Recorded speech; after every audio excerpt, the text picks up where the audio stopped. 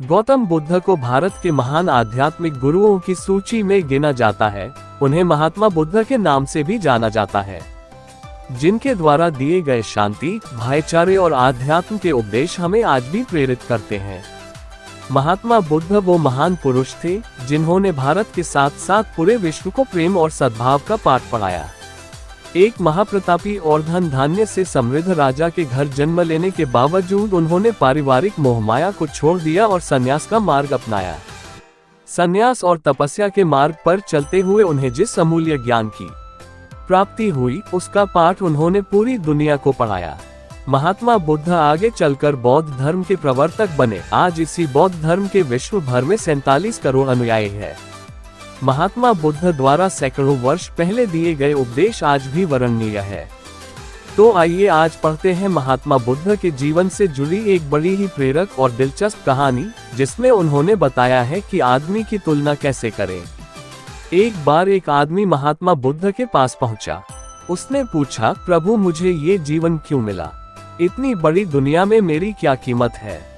बुद्ध मुस्कुरा दिए और उस आदमी को एक चमकीला पत्थर देते हुए बोले कि जाओ पहले इसका मूल्य पता करके आओ, लेकिन इसे बेचना मत, केवल मूल्य पता करना। वो आदमी सबसे पहले उस पत्थर को लेकर एक आमवाले के पास गया और उससे पत्थर दिखाते हुए बोला, इसकी कीमत क्या होगी? आमवाला पत्थर को देखते ही समझ गया कि ये कोई बेशकीमती पत्थर लगता है। फिर भी वह बनावटी आवाज में बोला कि मैं इसके बदले में 10 आम दे सकता हूँ। आदमी वहां से चला गया और एक सब्जी वाले के पास पहुंचा, जिसने कहा कि मैं इसके बदले एक बोरी आलू दे सकता हूं।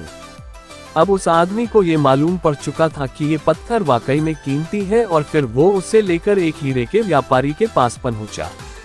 व्यापारी पत्थर को देखकर चंभित रह गया। उसने कहा कि मैं तुम्हें इसके बदले 10 लाख रुपए दे सकता हूँ।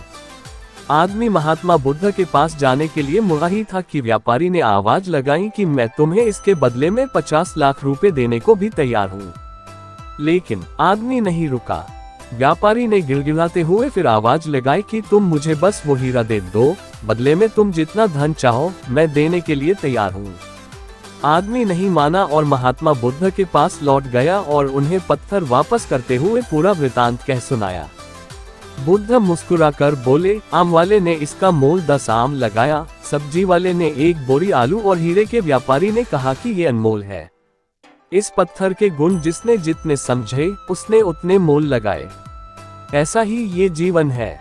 हर आदमी एक हीरे के समान है। दुनिया उसके गुणों को जितना पहचान पाती है उतनी ही महत्ता देती है। लेकिन आदमी और हीरे में फर्क ये है कि हीरे को कोई दूसरा तराशता है और आदमी को अपने आप को खुद ही तराशना पड़ता है। तुम भी अपने भीतर के गुणों को तराशो, तुम्हें पहचानने वाला भी कोई न कोई मिल ही जाएगा।